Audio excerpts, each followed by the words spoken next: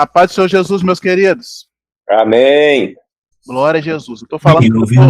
Glória a Jesus. Vamos orar para começar? Para começar, não, para continuar, né? Em nome de Jesus. Algum irmão pode orar para a gente dar sequência?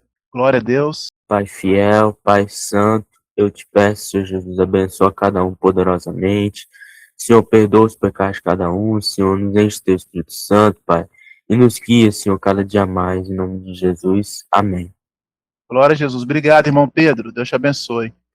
Irmãos, graças a Deus, vamos dar continuidade, né, ao assunto dos profetas. O pastor Eduardo começou maravilhosamente bem, nós vamos dar sequência aqui para fechar.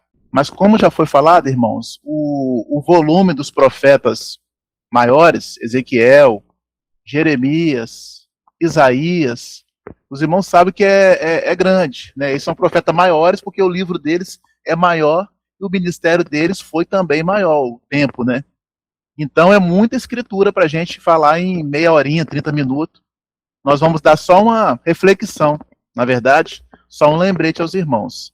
Eu sei que tem pessoas que estão nos ouvindo que não têm livros, mas tem irmãos que têm livro, vocês já leram a lição, eu creio, e quem não tem, depois nos chama no privado para a gente estar conversando a respeito, caso vocês queiram adquirir, né, se matricular como aluno, só nos chamar no privado que a gente vai estar ajudando nesse sentido. Mas quem não tem livro e está ouvindo como visitante, o que for, é bem-vindo em nome de Jesus e pode participar, tá bom? Pode me interromper, o nosso tempo é curto, mas não tem problema, vocês podem ficar à vontade, eu não ligo, nós não ligamos, tá bom? Vamos continuar a parte de Ezequiel, que o pastor começou, a parte que ficou para nós foi Ezequiel, o profeta que comeu o livro, continuação, né, parte 2. Os irmãos conhecem bem a história de Ezequiel, e no ponto 4.1 do livro de vocês, nós temos aqui profecias para Judá e Jerusalém. Glórias a Deus. Ezequiel, ele foi um profeta que Deus usou ele em muitas profecias, visões e revelações. O livro do profeta Ezequiel já começa com profecia, né? Deus dando uma visão para ele. E a respeito de quem eram essas visões e essas profecias e essas revelações? Era a respeito de Judá e de Jerusalém e demais nações. Os irmãos lembram do profeta Isaías, o profeta Sofonias, né, o Abacuque, né? Deus deu visões para eles acerca de Jerusalém, acerca de Judá e acerca de demais nações. Amém? Aí ele fala no livro que os capítulos 4 ao 24 inclui, né, o pacote dessas profecias. Ezequiel é um livro grande, ele vai ter mais de 40 capítulos. Mas do 4 ao 24 é especificamente as profecias para Judá e Jerusalém. A terra de Israel, tá, Judá e Jerusalém. Profecias. Que profecias são essas? Profecia de juízo, profecia de restauração, né? Profecia de julgamento, né? E cumprimento da palavra do Senhor, do que Deus falou através dos profetas que vieram antes deles. Irmãos, é interessante quando a gente fala dos profetas, eu acho muito interessante, porque o nosso curso tem muitas pessoas que trabalham com escola dominical, que ministram na igreja, dão aula para criança, dão aula para jovens, adolescentes, dão aula para adultos, dão aula para idosos. Então, o professor de escola dominical, ele tem que estar ciente da mensagem dos profetas, né? Qual era a mensagem de Isaías?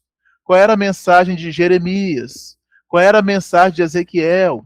Qual era a mensagem de Daniel? Qual era a mensagem de Obadias? É interessante sabermos isso. Não adianta a gente falar 1 hora, 2 horas sobre Ezequiel e não saber onde é que ele estava, qual era a mensagem dele, né? Muita gente acha que um dos profetas que mais, eu vou dizer assim, sofreu, teve mais luta para profetizar, né? Uns acham que foi Ezequiel, outros acham que foi Jeremias, né? Outros acham que foi Daniel. Então cada um tem uma opinião. Mas Ezequiel, quando você analisa o livro de Ezequiel, né? Ele tem várias profecias, vários atos simbólicos, várias parábolas que você fala, gente, esse homem fez isso? Ele fez, amados. A Bíblia fala, se a Bíblia fala, nós cremos, né? Tudo que está registrado, ele fez. O profeta, ele tinha essa função. O profeta, ele era uma ferramenta na mão de Deus. O profeta, como foi falado, ele estava disposto a fazer aquilo que Deus queria. E às vezes, fazer aquilo que Deus quer machuca a gente. Às vezes, falar o que Deus quer vai machucar outras pessoas. Mas é a palavra de Deus, é a verdade. Jesus, ele é o caminho, a verdade e a vida. Então o profeta, ele não pode olhar os seus interesses, Ele tem que buscar os interesses de Deus. Ele tem que buscar aquilo que Deus quer. E às vezes vai vir sofrimento. Às vezes vai vir perseguição. Às vezes vai vir luta na família. Às vezes vai vir traição. Às vezes vai vir alguém te ofender, te bater, querer te esmurrar. Às vezes alguém vai te caluniar, mas fica com a palavra. Faça com Jeremias, faça como Ezequiel, fica com a palavra. O momento está difícil? Fica com a palavra. O negócio está feio? Fica com a palavra. Não tem ninguém, estou sozinho. Fica com a palavra de Deus, que ela é poderosa. E lá na frente, Deus há de recompensar. Amém? Continuando aqui, eu coloquei aqui as 3 levas, né, que tiveram. O pastor Eduardo também comentou sobre isso. Que 3 levas foi essa? Judá foi levado cativo para a Babilônia. Amém? Judá foi levado cativo para a Babilônia.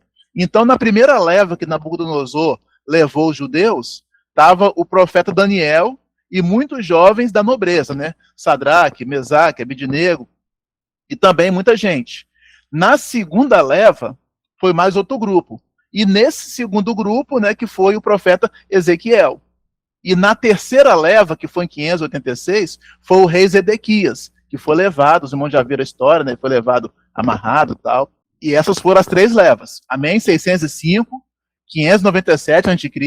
e 586. Os judeus foram levados cativo em 3 levas. 605 a.C., depois 597, depois 586. Né? Isso passa aí de 8 anos, 9 anos para cada um, mas foram todos levados cativos. E Jerusalém foi totalmente destruída. Neste tempo, Jerusalém foi destruída, e o templo foi destruído e saqueado. Amém? Esse é o 4.1. Profecias para Judá e Jerusalém. Os irmãos estão entendendo bem? Os irmãos podem me interromper, amém? Podem ficar à vontade para fazer uma colocação, perguntar alguma coisa, uma observação. Nós vamos dar sequência, porque o tempo ele não nos espera. Continuando. Ezequiel, profeta, que comeu o livro, parte 2. Continuando. Nessa época aqui, Ezequiel, que ele foi profeta, Ezequiel ele foi profeta, meus amados, lá no cativeiro. O pastor Eduardo falou anteriormente sobre Jeremias, né? Jeremias profetizou lá em Judá, lá em Jerusalém. Já o profeta Ezequiel, ele foi profeta, o capítulo 1 de Ezequiel já começa falando que ele já estava lá na Babilônia, lá à beira do rio, né? E Deus dando as visões para ele. Amém? Então o profeta Ezequiel, ele foi profeta lá na Babilônia, lá dentro do cativeiro. Agora imagina vocês, né? Isaías profetizou 100 anos antes que iria acontecer. Ele nem chegou a ver.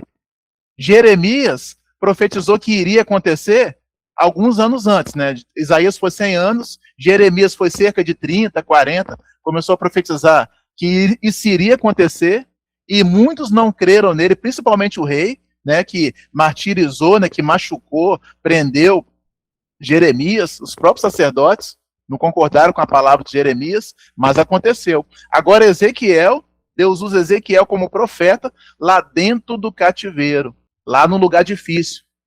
Imagina você falar com um povo que está ali por causa da desobediência, por causa dos pecados dos pais dele ou deles próprios, que Deus ia restaurar, Deus ia fazer. Mensagem difícil, né? Mensagem difícil. É igual você pregar para um desviado. O desviado ele já passou pela igreja, ele já passou pela palavra, né? E tem gente que acha muito difícil pregar para um desviado. Ele sabe tudo. Tem uns que ele fala, não, já sei isso já. Eu já conheço isso. Conhece, mas está afastado. Então não podemos ter esse medo, né? Temos que ser como Ezequiel. Pregar a tempo e fora de tempo. Deus falou com Ezequiel, vai lá e prega. Quer eles ouçam, quer não ouçam. Vai lá e prega. Então o profeta encara essa dificuldade, né? Transmitir a palavra de Deus dependendo do ambiente. Às vezes o ambiente é hostil. Às vezes não é um ambiente ventilado, às vezes não é um ambiente silencioso, às vezes é um ambiente hostil, é um ambiente perigoso. Você pode ser apedrejado, mal interpretado, mas Ezequiel não olhou a dificuldade, ele entregou a palavra de Deus. E aqui eu coloquei também sobre os profetas falsos. Nessa época já tinha profeta falso? Já tinha. Irmãos, a gente sempre fala o seguinte, sempre vai ter profeta falso. Até Jesus voltar, vai ter profeta falso, vai ter falso profeta. O diabo sempre vai estar lutando para denegrir a palavra de Deus. O diabo sempre vai lutar para sucumbir a palavra de Deus. Mas Deus é maravilhoso. Deus sempre levanta profetas, homens de coragem, para anunciar a tua palavra. E eu creio que está nos ouvindo vários profetas, né? Vários profetas de Deus que não têm medo de anunciar a palavra. Aqui eu coloquei, glória a Jesus, coloquei os atos simbólicos da página 192. Quem tem o livro sabe o que eu estou falando. Ali eram atos simbólicos, né? Coisas que os profetas faziam para a população ver, né? E parar para pensar, o que ele está fazendo? O que quer dizer isso? Né? Teve um irmão que, na aula anterior, perguntou sobre isso, né? Como é que os profetas passavam isso para o povo? Como é que os profetas falavam com os reis? O profeta, amado, era um homem de coragem. O profeta de Deus era um homem que não tinha medo de morrer pela palavra. Lembra de João Batista? Ele não tinha medo de falar a verdade. Ele ia onde Deus mandava ele ir. E ele fazia o que Deus mandava ele fazer. Né? Aí o quadro da página 192 falam dos atos simbólicos, né? Através do profeta Ezequiel. Continuando também, nós temos aqui mensagem de juízo para Judá. Quem diria, né, que viria uma mensagem de juízo para Judá? Mas veio. Por quê? Judá estava desobediente a Deus. Então, quando tem desobediência, Deus ele avisa. Deus ele avisa. Deus ele avisa. Aí chega um momento que não dá mais. Vocês lembram de Sodoma e Gomorra? Com certeza Deus avisou a muitos moradores dali, mas eles não ouviram. Vocês lembram do dilúvio? Com certeza Deus avisou, Deus usou Noé, né, ou outros pregadores que não cita, mas as pessoas não queriam. Então Deus avisa, Deus não faz nada de surpresa, Deus ele é justo, ele é misericordioso. Então mensagem de juízo para Judá. Foi indo, até que Judá, em seus pecados, né, em sua idolatria, foi levada cativa para Deus dar uma lição para eles. Amém? Deus avisa. Continuando, meus amados, agora é o 4.2, as parábolas de Ezequiel. As parábolas de Ezequiel. Né? O que vem a ser uma parábola? No Novo Testamento, o Senhor Jesus, ele usou várias parábolas. A parábola do bom samaritano, a parábola da videira estéril, a parábola da videira, a parábola das 10 virgens, né? O que vem a ser a parábola? As parábolas são os recursos, né, de narrativa ou falas que são usados para ensinar, na verdade é para ensinar uma lição moral, uma lição espiritual ou uma lição filosófica, na verdade, isso é uma parábola. Na língua, no português, na gramática, né, a gente estuda as figuras de estilo, né, as figuras de linguagem. Parábolas é uma delas. Quando você estuda matemática, na matemática também tem parábolas, né? E é interessante que na matemática a parábola, ela é representada por uma curva, não é reto. É uma curva que representa a parábola. E falando, parece isso mesmo. Quando Jesus citava uma parábola, ele não ia direto ao assunto. Ele falava, eis que o semeador saiu a semear. Uma semente caiu à beira do caminho. A outra semente caiu entre as pedras, a outra semente as aves a comeram, a outra semente caiu em boa terra. Tipo assim, era o modelo de parábola. Parece que a pessoa está dando uma volta para falar alguma coisa, né? E nos nossos dias, na matemática, né, já é antiga, o símbolo da parábola é uma volta, e muitos acham que parábola é uma volta. Parábola é uma comparação, ou seja, é um recurso que é utilizado para ensinar uma verdade. Seja uma lição moral, uma lição espiritual, né, ou uma lição filosófica, para a pessoa pensar no que ela fez ou no que ela vai fazer. Amém? Então os irmãos entendem mesmo que vem a ser uma parábola. Não é difícil porque a maioria dos irmãos lê a palavra e o Novo Testamento, ele é repleto de parábolas. A Bíblia é repleta de parábolas. Glórias a Deus. Aí tem algumas parábolas aqui que quem tem o livro já viu, né? A videira inútil, a menina adotiva que se tornou prostituta, as duas águias, simbolizando Babilônia e Egito, o cedro piedoso, uma referência ao nosso Senhor Jesus Cristo, a leoa e seus filhotes. Muitos acham que representa a esposa do rei Josias, que teve 3 filhos. As duas irmãs pecadoras, a Olá e a Olibá. Essa aí os irmãos lembram bem, né? A Olá e a Olibá representa o reino do norte, Samaria, e a Olibá, né, o reino do sul, Judá e Jerusalém. Os irmãos sabem que o reino do norte foi levado cativo 100 anos antes. E acabou o reino do norte, acabou. A Síria veio, invadiu, acabou. Aí o povo de Israel ficou só Judá e Jerusalém, o reino do sul. Agora, 100 anos depois, aproximadamente, eles são levados cativos para Babilônia. E essa parábola aqui, ó, as duas irmãs pecadoras, representam isso, a Olá e a Olibá. Amém? Continuando. Ezequiel teve visões e revelações de Deus. Os irmãos sabem bem disso. E a videira inútil, que é a primeira aqui, representa, né, Israel, o povo de Deus. Todas essas parábolas que Ezequiel usava representava Israel. Às vezes era uma nação inimiga, às vezes era o próprio povo de Jerusalém, às vezes era o povo de Judá. Toda parábola ela tem uma verdade por trás. Então o profeta ele fazia isso. Aí alguém perguntou, como é que as pessoas viam isso? O profeta, amados, ele era uma pessoa notável entre as pessoas. Todo mundo sabia quem era o profeta. Qual era a marca do profeta, que os irmãos acham? Era aquele que falava Deus falava através dele às pessoas. E o profeta verdadeiro, ele não temia, ele passava a verdade. E nessa época, igual eu falei, já tinham falsos profetas, mas eram pessoas desmascaradas. Mas o profeta verdadeiro, a maioria o respeitava. Sabia que ele não estava brincando, sabia que era Deus falando através dele. Então, todos esses atos, todas essas parábolas, eram um recurso que Deus usava para avisar as pessoas. Deus não pega ninguém desavisado. Deus é maravilhoso. Deus é amor, mas também é fogo consumidor. Amém? Continuando aqui no livro de Ezequiel, amados, quase no fechamento dele, tem o 4.3. Ezequiel profetiza às nações o juízo divino. Maravilha. Eu falei com vocês que o profeta Ezequiel, ele está profetizando na Babilônia, onde o povo de Deus estava cativo, ficou cativo lá 70 anos. Ezequiel ele foi contemporâneo de Daniel, que foi contemporâneo de Jeremias, né? Aproximadamente Ezequiel e Daniel tinham a mesma idade, aproximadamente. Jeremias era um pouco mais velho, mas eles foram contemporâneos. Deus tratará com as nações que cometeram males contra Israel. Aí tem um quadro aí da página 194. Aí eu coloquei, Deus tratará com as nações que cometeram males contra Israel. Mas Deus é vingador? A questão não é que Deus é vingador. Deus não é vingativo. Deus, ele é justo, amados. Deus, a Bíblia fala que os olhos do Senhor estão sobre toda a terra, né? Contempla os bons, os maus, né? Deus sabe a obra dos homens. Então Deus age com justiça.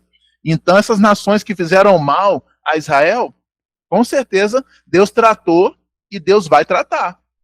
Teve isso no passado e vai ter futuramente. Os irmãos conhecem, né? A escatologia, né? Gog e Magog. Deus vai fazer isso futuramente, não parou. E está fazendo hoje. Quem tem ouvidos, ouça o que o Espírito diz às igrejas. O crente, servo de Deus, ele tem que acompanhar os jornais, acompanhar a política do mundo, para ver como é que está o desembolar de Deus através da história. Não é verdade? Deus tratará as nações que cometeram males contra Israel. Nós temos que orar por Israel. Orar pela paz em Jerusalém, representada por Cristo, né, no milênio. Orar por Israel, não amaldiçoar. Porque através de Israel, através dos judeus, veio Jesus, nosso Senhor e Salvador.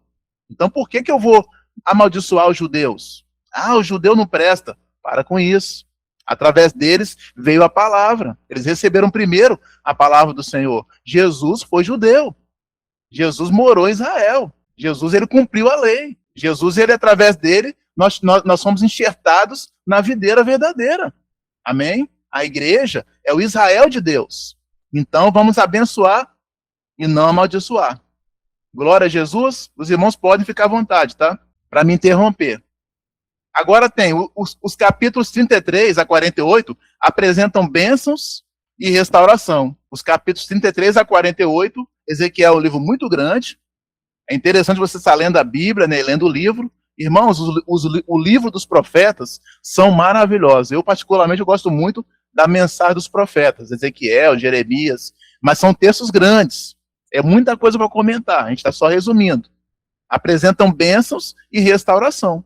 Deus não é mau, Deus é justo. Aí eu coloquei aqui, o retorno de Israel. Ezequiel, ele profetiza que Deus vai fazer Israel futuramente voltar. E ele também profetiza que Israel terá um só pastor e rei. Olha que interessante. Ele profetiza isso. Está dentro das profecias de Ezequiel.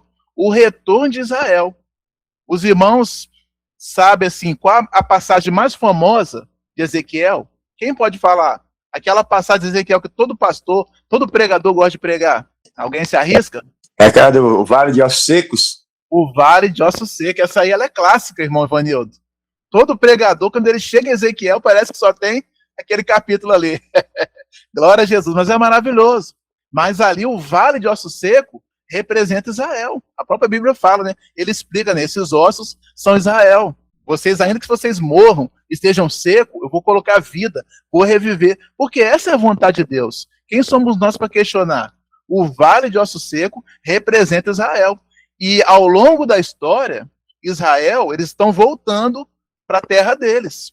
Se vocês foram pesquisar na geografia, na geopolítica, vocês vão ver que o povo de Israel, a cada ano que passa, estão voltando mais para a terra deles.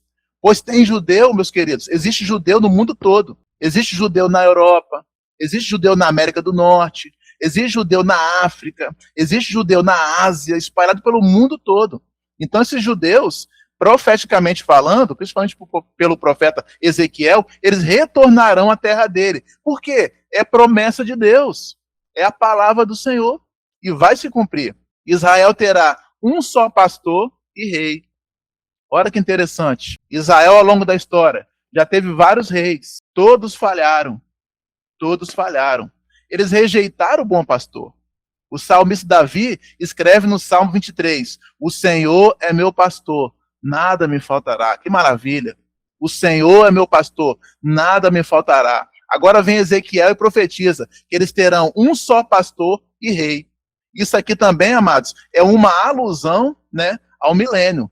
É uma profecia escatológica. Futuramente irá acontecer isso. O retorno de Israel, um só pastor e rei, Jesus reinando e comandando o milênio, juntamente com a igreja, apoiando ele.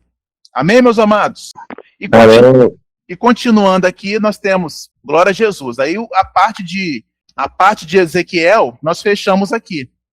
Né? Existem várias profecias de Ezequiel acerca do futuro. Né? E Deus usou Ezequiel com esse propósito. Só lembrando aos irmãos, temos que colocar isso em mente. Ezequiel, ele profetizou lá dentro do cativeiro, tá bom? Na Babilônia, nos 70 anos do cativeiro da Babilônia. Ezequiel foi contemporâneo de Daniel, que também foi contemporâneo de Jeremias, foi falado pelo pastor Eduardo. Jeremias foi para o cativeiro? Não. Jeremias ficou em Jerusalém. Jeremias não foi. Quem foi? Daniel foi. Só que Daniel estava onde? No palácio. Daniel, ele ficou no palácio. E nesse intervalo, estava Ezequiel profetizando lá no meio do povo. É interessante entender isso. Tá bom, meus queridos? Continuando aqui, vamos entrar agora no capítulo 5, que é Daniel. Nós fechamos o capítulo 4, Ezequiel, e vamos entrar no capítulo 5, que é Daniel. Alguma pergunta, meus queridos? Alguma pergunta dentro de Ezequiel? Então vamos dar sequência. Daniel. As revelações divinas da história. Os irmãos bem conhecem a história do profeta Daniel. É uma história muito linda, né? Uma passagem bíblica muito linda, real. Os cultos de jovens pelo mundo, né? Eles amam pegar o tema de Daniel, né? Um jovem como Daniel. Qual o jovem que não queria ser como Daniel, na verdade? O negócio é pagar o preço para ser igual ao Daniel. Mas Deus, ele usa a gente como a gente é. Né? Daniel foi Daniel, Ezequiel foi Ezequiel, Jeremias foi Jeremias. O que nós podemos pegar de bom com esses homens, que eles dedicaram a vida deles a Deus. Eles foram fiéis no pouco, naquilo que Deus colocou na mão deles. E Deus os honrou porque eles não negligenciaram a palavra. Eles não negligenciaram a promessa. Eles não guardaram para si a promessa. Eles repreenderam, eles pregaram, eles ensinaram, eles perseveraram. E Daniel foi um deles. As revelações divinas da história. Livro do profeta Daniel. Local, Babilônia. O autor do livro, o próprio Daniel. Você lê o livro de Daniel, nos capítulos, você vê que tem momento que ele vai dormir, ele sonha, ele tem visão, e ele escreve. Né? O capítulo 2, 3, 4 fala que ele escreve. Continuando, local, Babilônia, data aproximadamente 535 a.C. As nossas datas bíblicas são assim, bem aproximadas. Glórias a Deus. Feliz, meu coração finalmente ficou satisfeito com algo. Isso é uma verdadeira bênção, me diga. Amém? Tem alguém com o microfone aberto aí. Quem diria que a Lade sairia dessa casa e você... Tem alguém com o microfone aberto aí? É uma recompensa pelo meu coração de ouro. É isso mesmo. Amém, glória a Deus, obrigado. Continuando. Daniel foi estadista nos impérios de Babilônia e Medo-Persa. Os irmãos lembram que Daniel chegou lá na época de Nabucodonosor, Nabopolassar, o pai dele. O filho de Nabucodonosor é Belsazar. E Daniel conheceu também o rei Dario, o outro rei persa lá, fugiu o nome dele, rei Dario e rei, glória a Jesus, do Império Medo-Persa. Continuando, Daniel teve revelações de Deus através de visões e sonhos. Daniel chega na Babilônia, ele é um jovem inteligente, com certeza devia ser um jovem formoso, bonito, né? E essas pessoas foram diretamente para o palácio, foi a primeira turma que chegou. Então, Nabucodonosor, o imperador, ele já pegou eles para o palácio para treinar eles para ser pessoas a serviço do reino. Eram inteligentes, com saúde, né? A Bíblia fala que, jovem, sois fortes. A palavra de Deus está em vós e já venceste o maligno. O jovem, ele é forte, ele tem uma mente boa, ele guarda a palavra, ele tem força para trabalhar, ele tem força para falar, né? Ele tem mais força para persistir. Uma pessoa mais idosa é mais difícil, mas o jovem ele tem saúde para isso e mente para isso também. Foi o caso de Daniel e os seus amigos. Daniel teve revelações de Deus através de visões e sonhos. Continuando, o tema de Daniel, a soberania de Deus na história. O tema do profeta Daniel foi a soberania de Deus na história. Deus, ele é soberano. Falamos na aula passada sobre isso. Deus, ele é soberano. É ele que manda. É ele que dá a vida. É ele que tira a vida. É ele que é o autor da vida.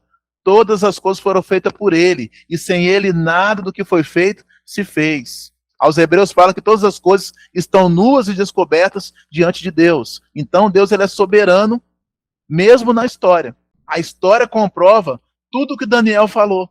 Nós vamos continuar aqui. O contexto histórico. Babilônia em plena ascensão. Neste momento aqui, meus amados, no contexto histórico de Daniel, quem estava na ascensão do império era Babilônia. Já não era mais a Síria. Eu não vou dizer que não existia ninguém na Síria. Mas com poder, não. Quem estava mandando no mundo era Babilônia. O Egito existia, mas quem mandava no mundo era Babilônia. Síria existia, mas quem mandava no mundo era Babilônia. Babilônia estava mandando em tudo. O império era assim. O império, ele comandava o mundo. Ele transformava os países, os povos, em província. Ele tomava conta. Amém? Continuando, Nabucodonosor era rei e personagem bíblico que ficou na história. Até hoje eles falam em Nabucodonosor nas músicas, né? Nos poemas, nas escolas, nas faculdades, nos pré-vestibulares. Alguém fala sobre Nabucodonosor. Então a história comprova que ele existiu, realmente. E Daniel conheceu. E o período de tempo do Império Babilônico foi o tempo do cativeiro judaico, que foi de 70 anos. Por aí, amados, nós vemos a soberania de Deus. É como Deus quer, é o tempo que Deus deixa, é o tempo que Deus permite. O homem não pode nada. Embora o homem se exalte, fala que ele faz, acontece, ele pode, é Deus que comanda tudo. É Deus que fecha a boca do leão. Continuando, a língua do Império Babilônico era o aramaico. Os irmãos lembram que o judeu, ele falava aramaico, fala aramaico. Na época de Cristo, os judeus falavam aramaico, mas também falavam hebraico. A língua principal do judeu era o hebraico, mas eles conheciam também o aramaico. Por quê? O judeu, no cativeiro, ele aprendeu o aramaico. Ele fortaleceu o aramaico, que era a língua do cativeiro. Então, eles ficaram 70 anos. Então, muitos judeus nasceram na Babilônia. Teve uns que nasceram lá no cativeiro. Teve outros que foram com 10 anos, 5 anos, cresceram lá. Então, o aramaico virou uma língua peculiar também do judeu. Os irmãos lembram lá em Atos, tem um momento que o apóstolo Paulo, né, ele fala em aramaico, ele fala em hebraico, ele fala em grego. Que o judeu, a maioria dos judeus tinha essa capacidade. Que estava na cultura deles, o aramaico também. Mas a língua oficial dos judeus, né, era o hebraico. O Antigo Testamento foi escrito em hebraico. Algumas partes, bem poucas, de Esther, Daniel, é em aramaico. Porque essas pessoas passaram pelo cativeiro. Esther, Daniel, Ezequiel, mas a língua oficial dos judeus é o hebraico. Isso hoje, tá bom? Continuando aqui, glória a Jesus por tudo. Vocês podem me interromper, tá? Vamos para o 5.3 do nosso contexto histórico. Já falamos contexto histórico, agora vamos para o 5.4. Contexto religioso ou espiritual? Amados, quem pode responder para mim? O contexto religioso ou espiritual de Babilônia, na época de Daniel, Ezequiel, era bom ou era ruim? Tem alguém aí? A paz do Senhor, meus irmãos. A paz do Senhor era ruim. Era ruim, né, Pedro? Por quê, Pedro? Porque eles praticavam muitas coisas erradas, eram idólatras, entendeu? Exatamente, Pedro, obrigado. Babilônia era um centro idólatra. Lembra que quando Deus chama Abraão lá em Gênesis capítulo 12, Deus chama Abraão, fala, sai da tua terra, do meio da parentela, e vai para o lugar que eu te mostrarei. Abraão morava mais ou menos nessa região aqui, lá na Caldeia, né? Em Ur dos Caldeus. Era perto aqui de Babilônia, era nessa região. Então o povo já era idólatra, o povo já era mau. Deus tirou Abraão de lá, não foi à toa, né? Onde morou também Noé, possivelmente, né? Ló. Então as pessoas já eram idólatras. Então hoje Babilônia não foi diferente. Por quê? Babilônia tinha poder. Babilônia mandava no mundo. Tudo de mais bonito era em Babilônia. Os muros, os jardins suspensos, que a história tanto fala, né? Os rios, as construções, as torres, os chafariz. Babilônia era linda, segundo a história fala, né? Então eles se orgulhavam disso, né? Eles achavam que eles eram donos do mundo. Eles adoravam várias divindades. Hoje em dia existe isso muito, tem muito país que é assim. Você pega um documentário da Índia, de alguns lugares aí, eles adoram rato, adoram árvore, adoram macaco, adoram inseto, adoram vaca. É tudo idólatra. Não é antigo isso não, é antigo, mas no nosso dias existem assim também, não tá difícil não. O cenário moral, espiritual de Daniel, Sadraque, Mesaque e Abednego, do cativeiro babilônico de Judá, não era muito diferente de hoje não. Nós estamos nesse contexto também hoje em dia, tá feio o negócio. As pessoas estão adorando a si mesmas hoje em dia, né? A imagem, ao corpo, né? A beleza.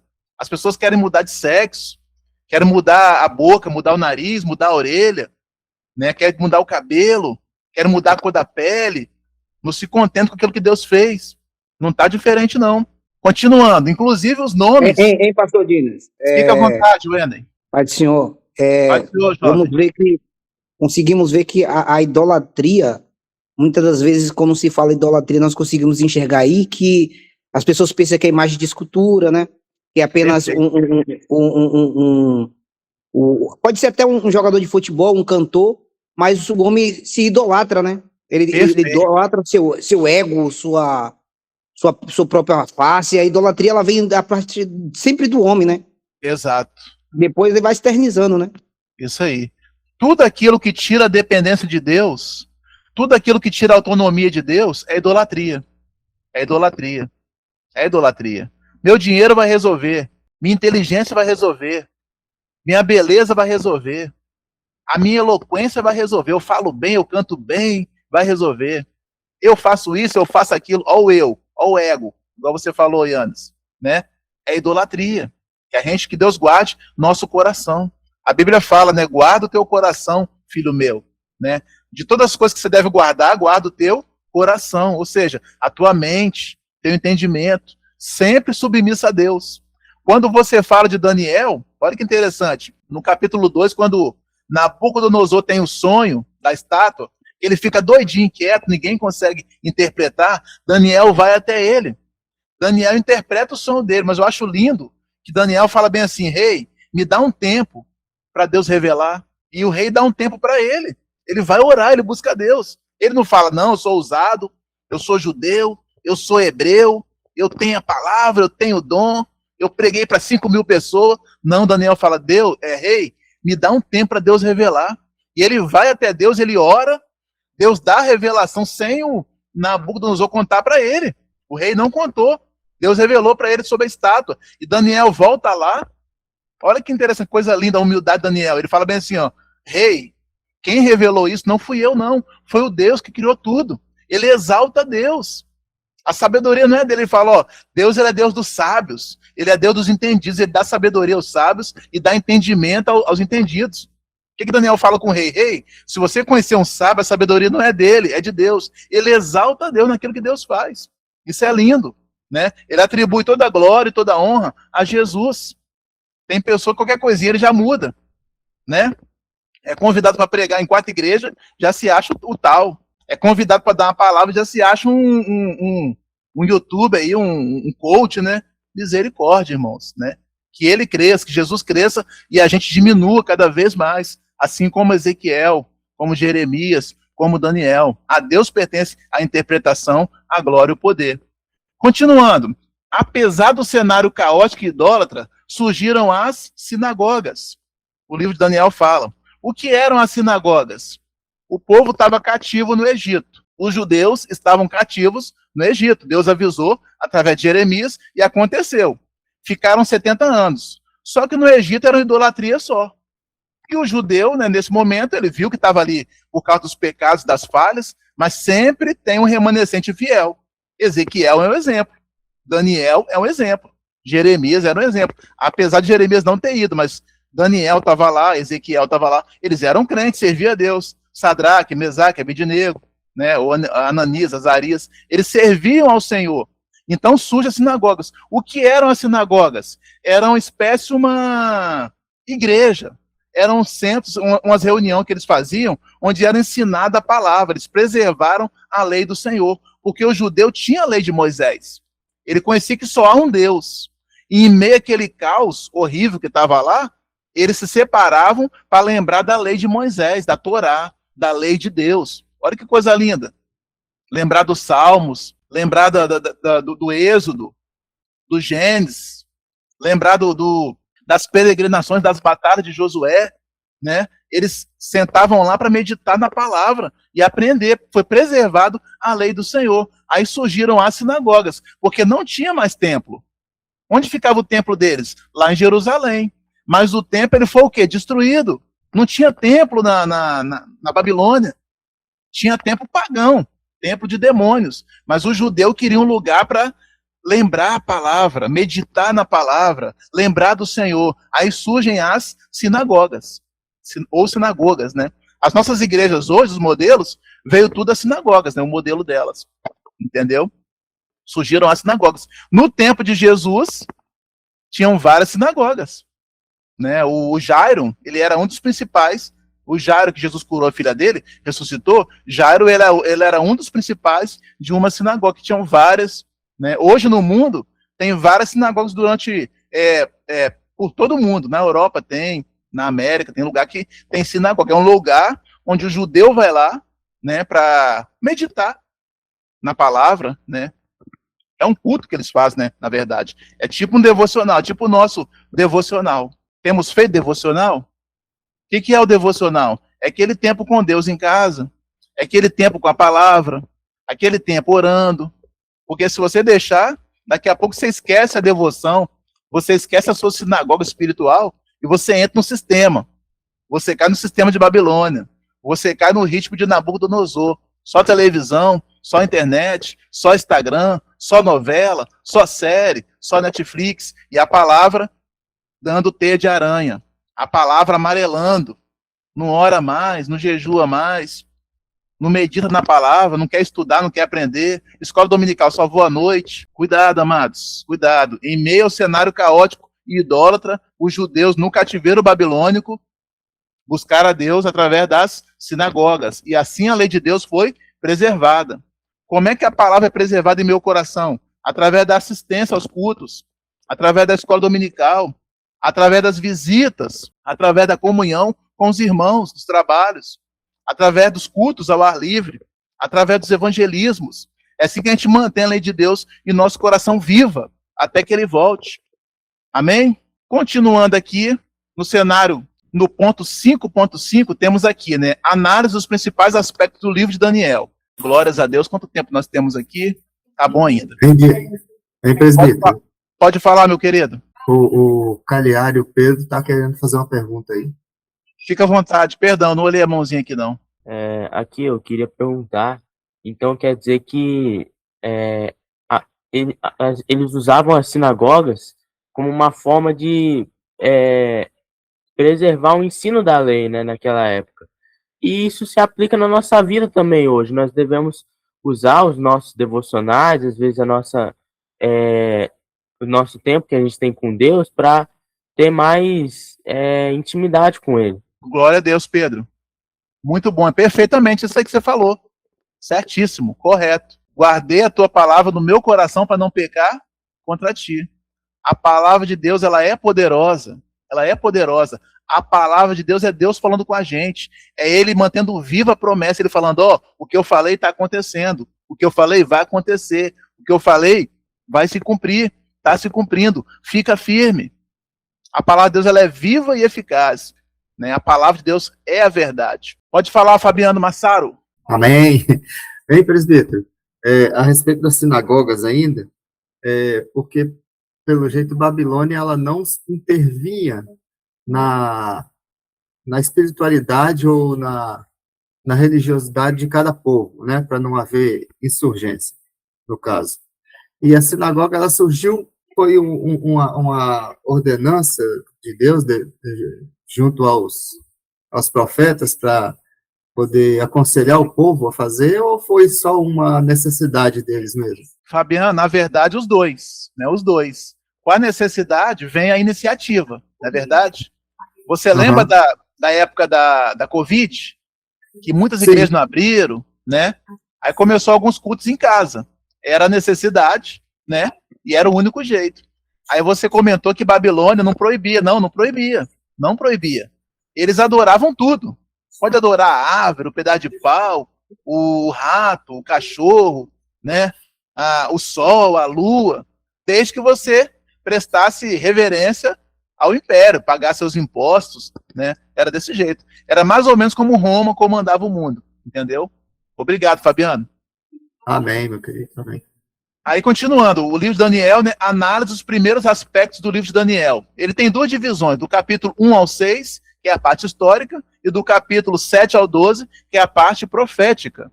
A parte histórica fala da chegada, né, da instalação deles, quem era Nabucodonosor, como é que funcionava, a lei lá. E o 7 ao 12 é a parte profética, começa as profecias acerca do futuro. Continuando, o mundo político, né, a estátua. No capítulo 2, interessante isso, tá? No capítulo 2, quem tem o sonho da estátua não é Daniel, tá bom? Já vi alguém falar isso, mas tá errado. No capítulo 2, quem tem o sonho e fica perturbado é Nabucodonosor. Daniel apenas interpreta, tá bom? Deus revela para ele, ele interpreta, mas quem tem o sonho do capítulo 2 da estátua, cabeça de ouro, peito de prata, ventre de bronze, é o Nabucodonosor, ele tem o sonho da estátua. Isso aí representa o quê? O mundo político. E aconteceu? Aconteceu. A cabeça de ouro era Babilônia. Babilônia realmente aconteceu? A Bíblia está inventando? Não, a história comprova. E os Medo-Persas? Aconteceu, que era o peito de prata, os braços? Aconteceu. Vai no livro de história. Vai na faculdade, vai na escola aí no nível médio, você vai estudar isso em história. O reino Medo-Persa. E a Grécia? Aconteceu? Aconteceu. Nós herdamos muita coisa da Grécia. A língua, a cultura, né? Alexandre o Grande existiu? Existiu. A história confirma o que a Bíblia fala. Amém? Isso é a visão de Nabucodonosor acerca da estátua, embora ele não interpretou direito. Quem interpretou foi Daniel, que passou a visão para ele. Mas Nabucodonosor entendeu de outra forma. Mas vamos seguir. Situação moral e espiritual desses impérios, aí é a visão do capítulo 7. O capítulo 2, Nabucodonosor, ele vê a estátua. Cabeça de ouro, peito de prata, as pernas de ferro, né, comprida, que era o Império Romano. Aí no capítulo 7, quem vê agora é Daniel. Deus mostra para Daniel aqueles reinos, o caráter moral deles, espiritual. Já não é político, que são as bestas feras. E eu acho interessante que Daniel, ele vê os animais, ele vê o primeiro animal, né? Ele vê o segundo, ele vê leão, ele vê urso. Já o quarto animal, ele não fala qual é o nome do animal, mas ele fala que era tão terrível, tão espantoso e tão temeroso que era o Império Romano. Meus irmãos, o quarto animal foi o Império Romano, foi o pior império que teve. Matou muitos crentes, muitas pessoas, eles gostavam muito de orgia, pornografia, homossexualismo, terríveis, os romanos eram, né? Fizeram muita coisa boa em prol do mundo, fizeram, né? Algumas leis, né? Construções, o nosso Código Penal, né? O direito, o militarismo, né? Para quem gosta, surgiu dos romanos, mas eles eram, moralmente falando, depravados. E Deus mostra para Daniel no capítulo 7. Continuando, aí vem também, o que está no livro de Daniel? O episódio da Cova dos Leões, que todo mundo comenta. A passagem mais famosa do capítulo do livro do profeta Daniel, todo mundo vai pregar Daniel na Cova dos Leões. As músicas, né, os poemas, os comentários, as pregações, é tudo em cima de Daniel na Cova dos Leões, que é a passagem mais famosa do livro do profeta Daniel. Glória a Jesus. Aí tem os animais, né? Leão, urso, leopardo, e o quarto animal, que é o Império Romano, da estátua, ele é terrível e espantoso. Ele nem usa a figura do animal que ele vê, ele era terrível e espantoso, foi Roma. E, amados, profeticamente falando, Roma vai reacender, mas isso no período do anticristo, tá bom? Eu creio que a igreja não estará aqui. Aí eu coloquei também nos versos 17 e 18 do capítulo 7, análise dos versos. Alguém pode ler para a gente os capítulos 17, os versículos 17 e 18 do capítulo 7? Tem alguém acordado aí? Capítulo 7 de Daniel, versículo 17 e 18. Alguém pode me ajudar? Eis que os 4 grandes animais representam o reino que estarão sobre a terra. No entanto, os santos de Elion, o Altíssimo, receberão o reino e o possuirão para sempre. Sim, por toda a eternidade. Glória a Jesus. Olha que coisa linda. Quem foi que leu? Quem foi que leu agora? Eu. Fabiano? Não, Júnior. Júnior, obrigado, irmão Júnior. Deus te abençoe. Olha só o versículo que o Júnior leu. Ele fala sobre os 4 animais, os que são, e ele fala no versículo 18, ele diz que, mas os santos do Altíssimo receberão o reino e possuirão. Olha como é que Deus ele faz separação da igreja, de quem crê nele. Ele fala dos animais, algo ruim para eles, e depois ele fala no 18 que os santos do Altíssimo receberão o reino e possuirão o reino para todo sempre. Olha a profecia para a igreja, a promessa de Deus para aquele que crê, para aquele que está esperando, para aquele que espera, não é verdade? Deus, amados, ele vai livrar a igreja da grande tribulação, nós cremos perfeitamente nisso. Esse versículo que o irmão leu aí do capítulo 7, versículo 17 e 18, medita nele depois para você ver. É uma profecia falando que Deus vai livrar os seus, Deus ele vai livrar os santos. O julgamento, o juízo, vai ser para o anticristo, e para os gentios que ficarem, e para os judeus, né, na grande tribulação, tá bom? Os últimos capítulos de Daniel são referência ao anticristo e ao milênio. A história registra o cumprimento das visões de Daniel. Como eu falei, você vai numa escola aí, pega um livro secular de história, você vai ver, ó, que está registrado lá, ó. Teve Grécia, teve Esparta, teve Medos, teve os Maias, teve Roma, teve os Medo-Persas, teve o Império Bizantino, teve os turcos otomanos, teve os Ptolomeus. A história, ela comprova a Bíblia. A história, ela assina embaixo, ela carimba aquilo que a Bíblia fala, aquilo que os profetas profetizaram. E nós ficamos muito felizes com isso. Nós estamos na verdade. Nós estamos na verdade. E Jesus vai voltar. Amém, meus amados? Continuando, 5.6. Agora é reflexo sobre o livro do profeta Daniel. Deus, o Senhor, se relaciona intimamente com aqueles que se achegam a Ele. Os irmãos entenderam isso? Deus, o Senhor, se relaciona intimamente com aqueles que se achegam a Ele. Quem fez isso? Daniel fez, Sadraque, Mesaque, Abednego, Esther, Mardoqueu, Ezequiel, Jeremias, Isaías. Deus se relaciona, amados, intimamente com aqueles que se achegam a Ele. Tá difícil o negócio? Tá, mas Deus vai voltar. Ele está falando. Se apega com Jesus. Isso tudo vai passar. Jesus falou que passarão os céus e a terra, mas as minhas palavras não hão de passar. E está se cumprindo. Amém? As profecias do profeta Daniel estão se cumprindo. Vão se cumprir. Pois Deus é maravilhoso. Aí eu fecho aqui minhas palavras com isso. Eu nem comentei sobre a profecia das 70 semanas, que é bem resumido, né? As 70 semanas de Daniel, meus amados, elas são exclusivas para Israel, para os judeus, né? Que quando Deus mostra a Daniel, Deus fala com ele, ó, 70 semanas estão, né, relacionadas ao teu povo, Israel. É para Deus executar juízo em Israel, esse tempo. E está sendo contado, está certinho, né? Aí Deus abriu um espaço que já se cumpriu 69 semanas. Deus mostrou para Daniel 70 semanas, mas já se cumpriu 69, falta só uma. Só que da semana 69 para a semana número 70 tem um intervalo. Esse intervalo nós chamamos de quê? Dispensação da graça. Dispensação da graça. Jesus abriu por causa da misericórdia dele, para nós chegarmos a ele. Tito, né? A epístola de Paulo a Tito fala, né? Porque a graça de Deus se há manifestado, trazendo salvação a todos os homens. Deus abriu esse espaço de intervalo aí para salvação, a dispensação da graça. Até quando? Não sabemos. Mas quando Jesus arrebatar a igreja, vai começar a última semana, que é a semana da grande tribulação. É um período muito difícil de juízo sobre a terra. E que Deus guarde a tua igreja em nome de Jesus. E ele vai salvar a igreja, que ele falou isso. Quando eu for, voltarei e vos buscarei para mim mesmo, para que aonde que eu esteja, estejais vós também. Está lá em João 14, 2. Na casa de meu pai há muitas moradas. Se não fosse assim, eu teria dito, mas eu vou voltar, vou preparar lugar, vou voltar a levar vocês. Para onde eu estiver, vocês estejam lá também. Então Deus vai nos livrar da ira, da grande tribulação. Nós cremos perfeitamente.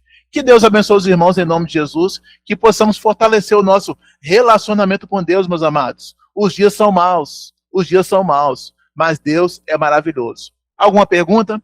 Irmão Ivanildo, Fabiano, quem pode orar encerrando em nome de Jesus? Amém. Em nome do Senhor Jesus Cristo, graças te damos por essa oportunidade que o Senhor nos concedeu na noite desse dia, abençoando nossos professores que lecionou essa palavra maravilhosa, abrindo nosso coração, nossa mente para conhecimento da tua palavra, que o Espírito Santo do Senhor fale mais forte aos nossos corações. Senhor, que nós possamos pegar essas palavras e aplicar nosso coração na nossa mente, e o principal, viver, pôr em prática e compartilhar com as pessoas que necessitam do conhecimento da tua palavra. Pai, em nome de Jesus, continua abençoando todos aqueles que participaram dessa aula. Que o Espírito Santo do Senhor seja como aquela palavra da semeadura, que venha semear no corações que estão preparados para receber a boa semente. Pai, te agradecemos em nome de Jesus. Amém. Meus irmãos, a paz do Senhor. Amém. Obrigado, irmão Enos. Deus continue te abençoando, sua missão aí no Paraguai. Irmãos, quem estiver interessado em fazer o curso, adquirir o livro, né, nos procura no privado, para a gente estar encaminhando os irmãos, tá bom? E quem participou, obrigado. Deus continue abençoando sua vida, sua casa, sua família, em nome de Jesus, e assim nós encerramos.